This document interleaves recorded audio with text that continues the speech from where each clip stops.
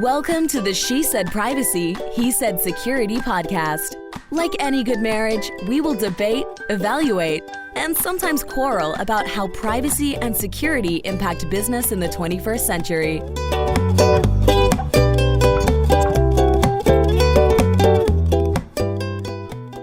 Hi, Jody Daniels here. I'm the founder and CEO of Clover Advisors, a certified women's privacy consultancy. I'm a privacy consultant and certified privacy professional, providing practical privacy advice to overwhelmed companies. Hi, Justin Daniels here. I am passionate about helping companies solve complex cyber and privacy challenges during the life cycle of their business. I am the cyber quarterback, helping clients design and implement cyber plans, as well as help them manage and recover from data breaches. And this episode is brought to you by Clover Advisors. For anyone wondering, the drums were my head this time. We help companies to comply with data privacy laws and establish customer trust so that they can grow and nurture integrity. We work with companies in a variety of fields, including technology, e-commerce, professional services, and digital media. In short, we use data privacy to transform the way companies do business. Together, we're creating a future where there's greater trust between companies and consumers. To learn more and to check out our new book, Data Reimagined, Building Trust One Bite at a Time, visit redcloveradvisors.com. You ready for some fun? Have some fun. I'm so excited because we have been talking to this week's guest for a very long time about scheduling this. And I'm so excited we're here because we have Michelle Dennedy. Now, before I explain the fanciness of who Michelle is, when I joined Privacy, Michelle was one of the very first people that I talked to, and I said, I just want to meet people and learn more. And she's been a wonderful mentor and friend. And I'm so grateful and excited that we're having this conversation today. I'm so excited too. I remember those very first days and she's like, oh, what do I do? And like 10 minutes later, she was in the thick of everything and still is and has been. Thank you. So Michelle is a partner at Privatus with a specialty in wicked privacy, metrics creation, and privacy engineering strategies. She is a CEO at an early stage privacy engineering automation company and has held many leadership roles in data strategy and privacy at Sun Oracle, McAfee Intel, Cisco, and some startup companies. And like I said, she's just Michelle, and we're so excited that she's here. Yay. Thank you so much for having me. I'm so excited we finally got this to work. I know. So let's dive in. And how did you get started in your privacy career? Yeah, my privacy journey. I was a patent litigator last century, and I moved into a company that many may remember fondly, Sun Microsystems. I got hired in late 99, started in 2000, right after our dear Scott McNeely uttered the famous and infamous line, "You have no privacy," and followed up with a hearty, "Get over it." So as a result, there I was, an intellectual property lawyer, joining a firm, and every grown-up looked at privacy and said, wow, the CEO says this is garbage, and ran the other direction. And I looked at it and I thought, well, I've been spending the last 6 years in legal practice really breaking apart intellectual concepts and figuring out what each claims in a patent. What does it mean? What does this mean to intellectual property? Looking at branding, looking at trademarks, looking at copyrights. What are the fruits of the mind? And what are the stories that they tell? And when I approach privacy, I really approach it still in that same sort of curious way of saying, really, if you look at privacy in the way we treat it as just casually in our communities, the way that regulators are sort of approaching it, the way it behaves in commerce, it's not dissimilar to these types of intellectual properties. So if you look at privacy as the authorized sharing, the authorized processing, deciding how you want your story told according to fair and moral practices, that's privacy to me. So I kind of took to it natively and just dove in head first. I came from a long line of geeks. Both my parents were patent litigators, but my dad was also a systems engineer and a security architect. So every time there'd be a technological thing that said, oh, privacy's dead, I'd call home and say, hey, Dad, what's up with that? And he'd say, no, you can segment this. You can put containers on that. You can encrypt over there. And so that's where we started working together and really working on a methodology to say, what is the value to a company like Sun Microsystems? You have Sunrays, you have Solaris, you have containers, you have early telco systems that segmented and processed information as a differentiator. So why wouldn't you do privacy? And so that's how I built a business plan and moved out of legal and became Sun's first chief privacy officer. So that was a long, long time ago and many, many adventures ago. But that was the origin, is nobody else wanted it. That is a fun story. And our kids could tell you a little bit about privacy and security now. And so that gives me hope that maybe when they're grown-ups, maybe they do something in this field, they call us up and we can say, here's how you do it. My oldest daughter's at Wayfair doing privacy right now. So, whether it's an occupational hazard or a family problem, I don't know. I just bought something from Wayfair yesterday. I'm helping to support her role. So let's fast forward to today, where companies do care about privacy. There's a lot of regulations out there. So what are you seeing as some of the biggest privacy challenges that companies are facing today? Yeah, so I think the complexity of privacy data infrastructure, our economic climates and changing patterns of work and culture, these themes keep emerging in my career, right? I don't see that being any different. So when the dot-com bubble burst and everyone was stuck with a lot of extra capacity and hardware, we started thinking about, oh, we can build applications and sell them in piece part. Now we're thinking, wow, everybody went home for a couple of years and the way we're working and approaching work is different. How are we managing human beings? There's going to be a lot of regulation about surveillance of employees at home. What does it mean to have a constant facial recording and our voice recording everywhere all the time? That's going to have privacy implications. And finally, we're reckoning with these territorial differences that we never really have addressed. I had hoped in 2000 that by 2022, we would have some treaties about here's what basic safety means online. Transferring information, here's what has to happen for lawful ingress. Here, and instead, we are still widely divergent. We're going to have Schrems 16 before we know it. So I think Would that be a movie? Complexity. What's that? A movie? Would that be a movie? Schrems 16? I think so. I keep saying that it shouldn't be the next Privacy Shield. They should just call it Schrems. So it's Schrems v. Schrems, and it's all very dysfunctional and it's delicious. But it's fascinating because that's an actual dude that was a former intern at Facebook. This young kid decided to start suing the U.S. government and has been incredibly successful and disruptive of the market.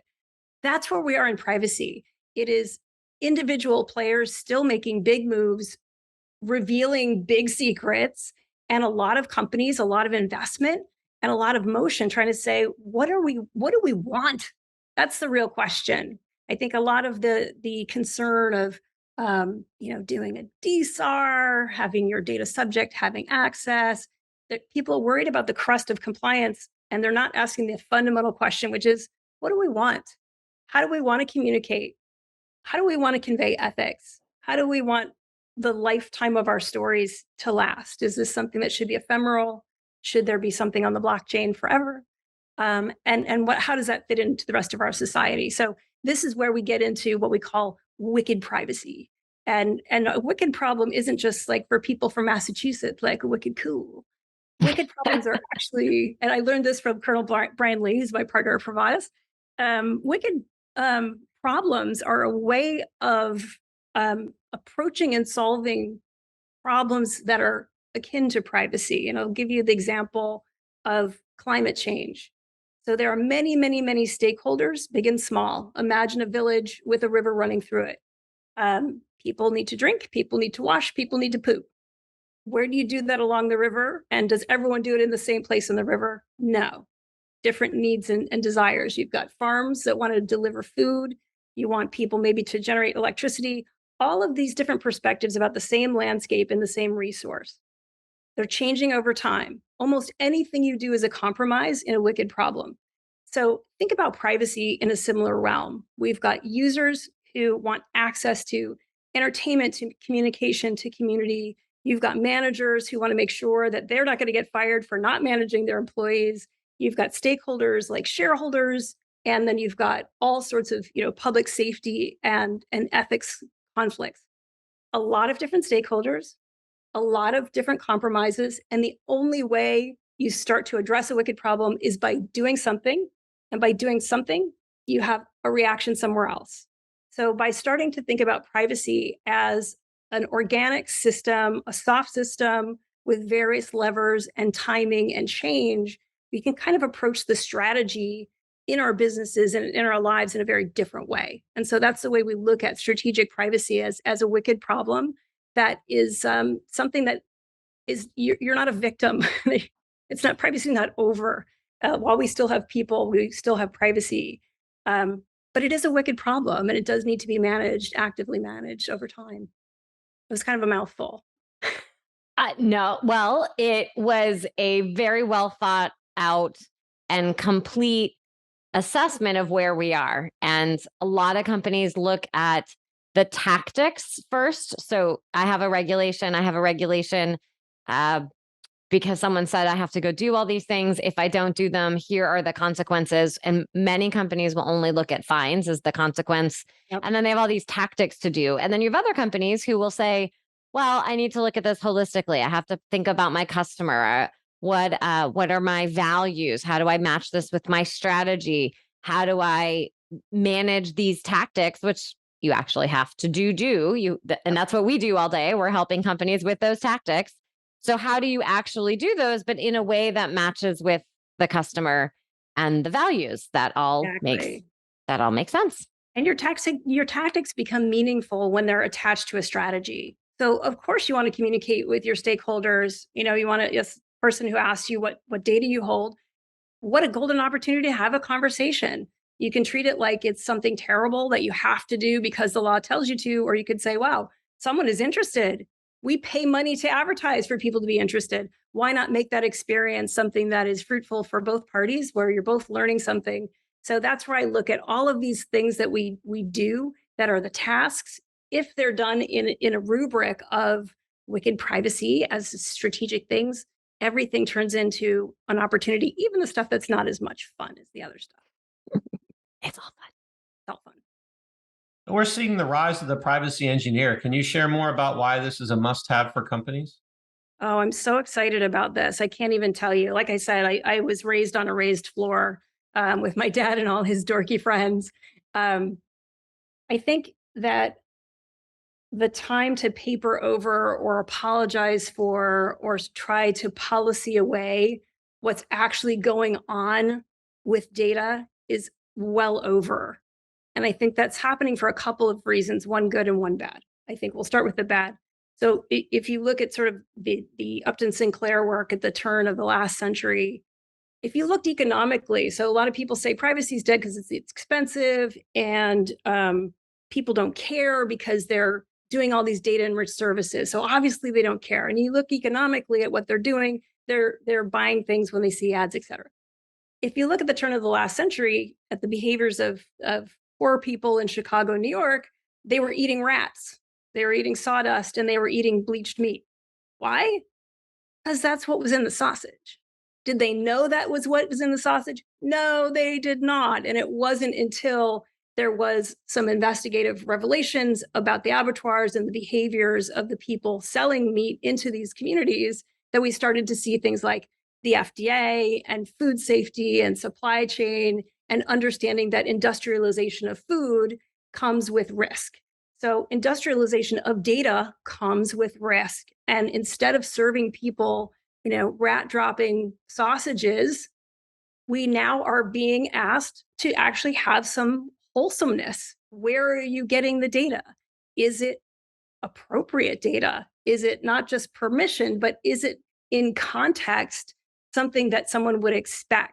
And as we go further and further into machine learning and pattern matching, because of the world's complexity and because of the bulk and the sheer momentum of the data, we can't review every single file one by one. So we're making more and more assumptions. So as we make more and more assumptions, think about AI and ML as industrialized food, where you really have to figure out What is the provenance of the ingredient? What is the expectation of the outcome? Are we testing to make sure that we're still on track to have something that is adding to the overall community? And I think every privacy engineer, from the identity people all the way to the shredders and all of the statisticians in the middle, everyone has a role to play in making sure that we have wholesome data that's going to serve our societies. So can you share a little bit about where you're seeing privacy engineers? The question I always get is, where should privacy sit? Well, where do privacy engineers sit? So I'll give you the glib answer. A lot of them sit in engineering. So I think some people are converting themselves, and they might not even call themselves privacy engineers. Some of them are simply invested in safety for purpose, or safety under context, or security for a certain type of motion, like healthcare, for example. And they may be actually doing privacy engineering because they're not just locking out, keeping bad guys out, keeping leakage from happening. They're actually concerned about consensual and contextual flow. So when you talk about data flow, even from CDOs, I'm seeing privacy engineers in chief data offices. You're seeing some of them there. Now, some companies actually have them dedicated under their chief privacy officer. I mean, that is a glorious thing when that happens. I had a couple on staff when I was at Cisco. We had to beg, borrow, and plead to get those guys going. And they were really becoming evangelists and sort of a center of excellence. So we do see some companies having a mixed team of legal staff, public policy staff, as well as technical staff to be a center of excellence. And then in other companies, we're seeing sort of a champions program or a group of privacy engineers that are spread across the product set. And then there's a final sort of camp. I call it the Berkeley camp. I guess it's also can be looked at the Carnegie Mellon camp as well. But some privacy engineers, it took me years to figure out why people were so offended by the Privacy Engineers Manifesto, which really is about soft system engineering for privacy outcomes, because there's a class of privacy engineer that believes that only statisticians and mathematicians are privacy engineers. I do not believe that's true. I think that all of these obscurity and anonymity techniques are great, and they're privacy enhancing technologies and tools. We love them. But outside of the whole system, it really doesn't get to all the way there. It's kind of like the old fashioned privacy engineer was only doing encryption. Well, without key management and identity and all the things you guys do, encryption is kind of meaningless. And it's kind of the same way. So anytime there's a competition of people, I'm more privacy engineer than you, I sort of nod patiently and go, okay, have a couple years of experience and you'll come back to the system, because it always comes back to the system. So companies run proof of concepts. How should the chief privacy officer and privacy counsel be involved in these activities? Oh, I think, well, I mean, I'm biased. So I run a company called PrivacyCode, and it allows you to be in on the requirement setting. You have to be in on the requirement setting or you are missing the boat. Trying to bolt on security was an impossibility. We proved that for 25 years. Trying to bolt on privacy, which is much more complex and nuanced and situationally bound, is impossible after the fact. So we want to have people who are actually figuring out what is the outcome we want. Is it a business thing? Is it we're trying to get in compliance with some new law that's coming down the pike? Both of those things might require some tuning and some checking. I'll give you a couple of examples of where this might happen. So people are doing their privacy impact assessments. Some people do them by survey. Once you get that attestation of who's got the data, where's it going, where's it flowing, what are the controls we think we have? The controls we think we have, including the soft system controls, which may be appointing a DPO, which may be having a policy that shows safe handling of data. Then there's the mechanisms of those controls. Have you implemented? Who owns this? How does it actually get deployed? Et cetera, et cetera, et cetera. That is an ongoing flow and governance system. So the privacy office and the privacy officer should be at least getting reporting, if not having active participation in figuring out what those early requirements are. And even if the system is already built, there's going to be change management. Every single time you're doing your ROPAs or your PIAs or even your DSARs, you should be going back through those systems again and checking for various controls. Are they still effective? Are they still relevant? And so that's really where you can get, you can start to see the modern and the forward-leaning privacy officers really being a part of the momentum of the business. You're not selling out to the business because you're doing safe and secure and private and ethical business. You're actually being a better advocate for your business by being that engaged. Now, for those controls that you just mentioned to be testing, who do you find is best served to do that testing? Because oftentimes you might have one person complete a PIA. You might have a different person making sure this whole program is running. What about the testing of controls? What have you found? So again, this is deeply biased, and this is why I designed PrivacyCode the way it is. We fractalize all of those efforts. So if you are an identity management person and you are in charge of the role-based access, I expect that the person tuning that control is a combination of the HR people who are actually implementing and executing on who is allowed based on their job code and description, and how that person actually gets and loses. We forget to get people out of those apps. Once you get permissioned in, there's a shared requirement. So it's tiny because it is, what is your role-based access policy? Does it exist? That's a task. How are we implementing that in the system? Are we having a person decide this? Do we have, hopefully, guidelines that everybody understands and knows? And then how does that fit with your AppSec people? And is that actually happening? And are you then checking? So each one of these tasks might be a different group, because you might have someone who's doing AppSec, you might be having someone who's doing the RBAC policy. And then again, you're having managers who are responsible with saying, hey, Jody's got this access now because she's now become a manager of people. So she needs to have this additional, she's decided to go and take an IC role, someone as an individual contributor. Now she doesn't need that access anymore. So if you handle all of this in a narrative, it becomes very junky and hard to handle. If you handle it in a system task by task, especially if you happen to have PrivacyCode, then it's self-mapping for you and you have a dashboard, which I love a data dictionary and I love a dashboard. Everyone should have both. Everyone should have both. So to have both, you need budget, and to have all these software tools and people, you also need a budget, which you mentioned is sometimes hard to find. And Yep. privacy is still fighting for budget and sometimes even a seat at the table. Yeah. What would you suggest? What could you offer for privacy teams to help get their share of dollars and resources and even just exposure? Like, hi, we care. Yeah, hi, we care. I think this is a whole session we should have, just this, because I put it on LinkedIn the other day, and I really do mean it. I hear it all the time. Oh, I don't have budget. And then that's the end of the conversation. I don't have budget in a multi-million-dollar corporation is an admission of guilt. It is not an excuse.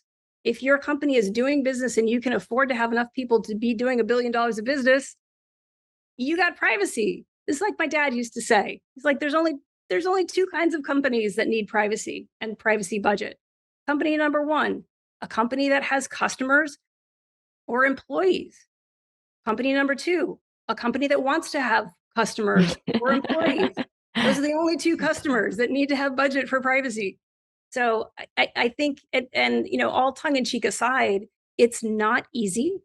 And particularly if you're calling yourself a chief privacy officer, whether you're a tiny company or a huge one, part of that chief means you are taking some risk. And part of taking that risk is, if you're new in seat, looking around the business, reading that 10K if you're in the US, figuring out what is the business imperative. What is the imperative that brings most benefit to the business and what brings most risk? So if you look at some of these 10Ks, California privacy law and safety law is like an essential, critical risk that we're telling every shareholder about. Well, you've got an in. Where are we doing information? What are we doing with information about employees and children, et cetera? And who is going to benefit the most by being able to target or talk to those people? If that person can't share budget with you for a small project, you move on to the technical support to that team. If they can't support that, you go over to the legal people and you say, what are the downside risks of this team? and you keep hunting. And then you do a project that's a winner. You start in the room setting these requirements and they find out, oh my gosh, you're not here to say no to everything and just be a buzzkill. You're not here to stop me from doing business. Who are you anyway? And why are you calling yourself a privacy person? And once you start to do that sort of stuff, they realize once I have a firm foundation and I'm using data from people that want that data used, or I'm really using safe statistical data and I can prove that, I actually have a lot. It's like working out your body. It's a pain to do every day, but now you have a lot more freedom because you've got that muscle built. And so that's what I say to people is, yes, it's hard, but that's why they pay you the big bucks to be at the top of the stack. And even small companies, I have 2 small businesses now. I run Privatus with Brian and I run PrivacyCode with Christy. And it's easier for us to recognize where our data is at this point. It used to be that small business didn't have to deal with privacy. And I've always thought that is the most ridiculous thing I've ever heard. We have less data, we have less complexity. So fix it now so that you can grow. And if you can't fix it now, don't be one of those 2 companies. Don't have employees, don't have customers because you don't deserve them. I like the you don't deserve them part. And the small piece, I completely agree. It always boggles my mind. And customers don't know the nuance of privacy laws. Privacy people know that. Lawyers know that. But the average Susie, whether she's B2B or B2C, doesn't go, oh, you know what? You're small. That's okay. It's like if you went to the doctor's office. Oh, you know what? You're small. That's okay. You can just take whatever you want, put it on social media. That's great. You don't have to follow HIPAA, right? You could do anything you want. You would expect my eyes checked, but go ahead and check them. It's fine. You'd expect the same from a solo person's office as you would from a major hospital. The expectation is exactly the same as it should be when it comes to data here. And we know how to do it, right? So, go to a dry cleaner and I give them my shirt. I expect my shirt back. That's privacy. That's interaction of like knowing who someone is, keeping track of that someone, only doing what you should do for that person in context. So we use a lot of like flory words, I just made that up as a word, fancy words to describe privacy and its nuance and all of the human rights. But at the end of the day, particularly if you are a small business, understanding how to be respectful and telling people your version and your culture of respect with data, and then follow that up with your systems. Your systems should absolutely mirror your values. You are not a slave to your technology. It should be your slave. Absolutely. So, what is your best personal privacy tip you can share with our audience, given your breadth of experience? You should always license from PrivacyCode. Privacy. I think my best privacy tip for privacy practitioners is to always stay open-minded and curious. I don't think many people go into any kind of data processing intending to harm people, even if they end up doing that. So understanding kind of what that is all about is really important to stay sort of non-judgmental and going in and saying, okay, what's next? What's the step? What do you think is going to happen here? And particularly people like myself, I've been around engineers my whole life, but I'm not an engineer. Do not be afraid to ask people to stop using their jargon and explain what the functionality is and what the outcome is. Lawyers and technology people need to have a communication, and we're used to being experts in our domain. And it's really scary to walk over to the other side and be the new kid on the block when you're supposed to be some la-di-da fancy lawyer. And it's really hard for a technologist to slow down and explain, this is how this works and this is where it works. And me saying that you can't do it in this way with my mouth doesn't mean that the machine's not doing it on the back end. So I think that curiosity and constant communication and experimentation is really, really important to keep this really interesting and fun. I've been doing this a lot of years, and to keep building forward. I don't think we're at the place yet where we have a stack of privacy tech that serves us yet. I don't think we have the type of awareness at the C-suite that we need. And we definitely do not have privacy officers sitting on public boards. I think we have 1 or 2 sitting on small public boards. And if we're going to be a digital society, I don't know how we operate without privacy expertise at the board level. It's what the investors are investing in. I couldn't agree more. I'm hopeful that as privacy continues to get its cool factor, that it'll join its ranks up on the board. Not with us on the docket. I know. Anyone listening, you just need to call us. Hi, we're here. All the cloves. Michelle, when you are not building two different companies at the same time and helping to mentor and advise up and coming privacy peeps, what do you like to do for fun? Oh, is there time after that? I mean, I mom a lot. I think that's what I've been, I think, and this is why one of my kids is doing privacy now, I think, is I've heard of work-life balance. I read about it somewhere. I really don't, I do, it's such a lame answer, but I mom a lot. I think it's a good answer. I'm mom a lot too. Yeah. And I have a kid who's just graduated from college. I'm super proud of my Riley. And then Quincy's 16. And I tell you what, these kids challenge me in ways, you know, in my privacy world. I'll go on my privacy side is like, these guys teach me, first of all, how deeply young people care about privacy. They don't call it privacy.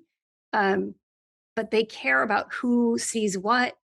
It changes hour to hour who your best friend is, who your crush is. And if every one of our employees were as secure as a 16-year-old girl with the knowledge of who her secret crush is, we would not need cyber professionals anymore. Because these good point. It's a good story.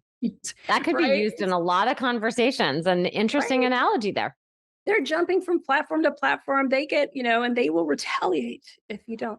So I think that's part of it. And then I cycle a lot. I like to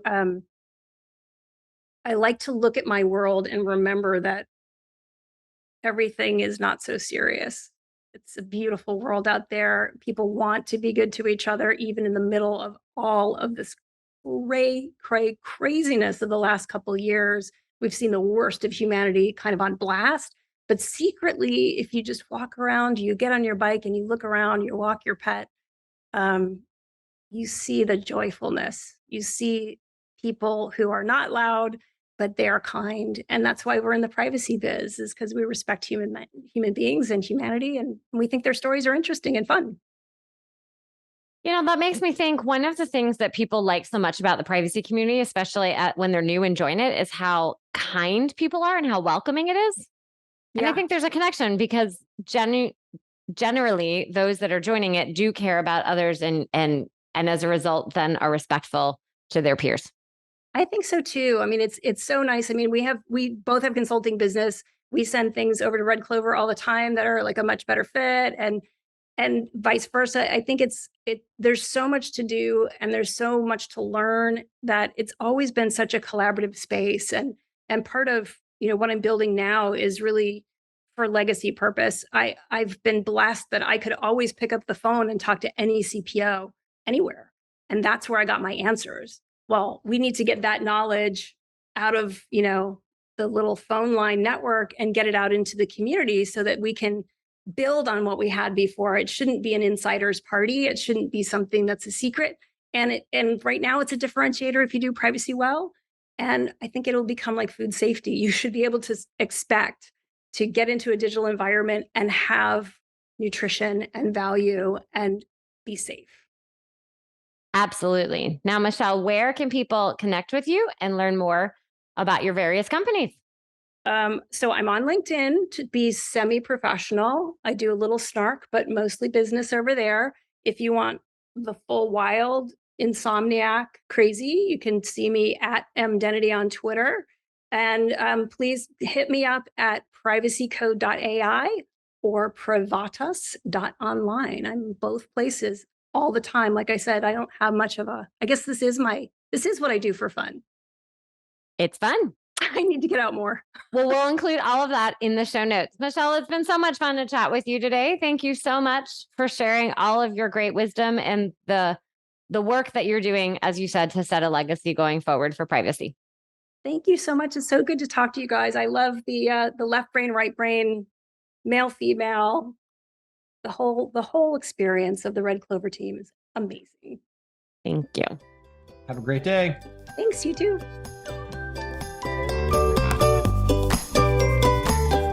Thanks for listening to the She Said Privacy, He Said Security podcast. If you haven't already, be sure to click subscribe to get future episodes and check us out on LinkedIn. See you next time.